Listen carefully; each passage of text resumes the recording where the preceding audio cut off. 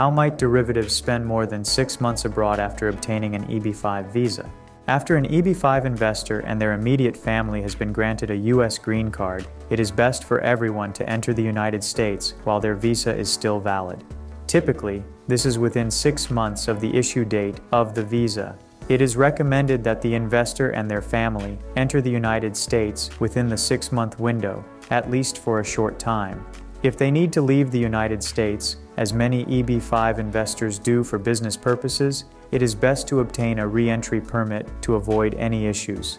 The same rules that apply to an EB-5 investor, also known as the primary applicant, apply to derivative beneficiaries. Derivative beneficiaries are the immediate family members, spouse and unmarried children under the age of 21, of an EB-5 investor. Derivative beneficiaries can obtain an EB-5 visa through their ties to an EB-5 investor. The greatest concern for EB-5 visa applicants who have been given a green card is to prove their intention to permanently reside in the United States.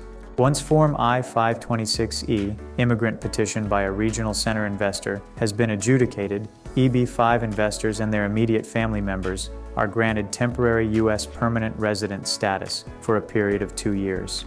If an EB-5 visa holder spends too much time abroad during this period, they may be considered to have abandoned their residency status in the United States.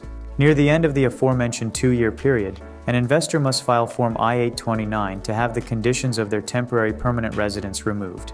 Upon approval, an investor and their family members will become lawful permanent residents, LPR. Although LPRs are permitted to travel abroad, they must also take care to not spend too much time outside of the United States. Depending on the length and circumstances of a trip abroad, it may lead to a determination that the LPR abandoned their status. Moreover, this can affect an LPR's future application for U.S. citizenship.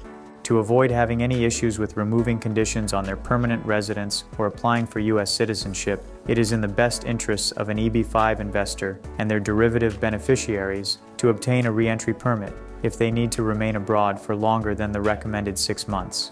To obtain a re-entry permit, Form I-131, Application for Travel Document, must be filed.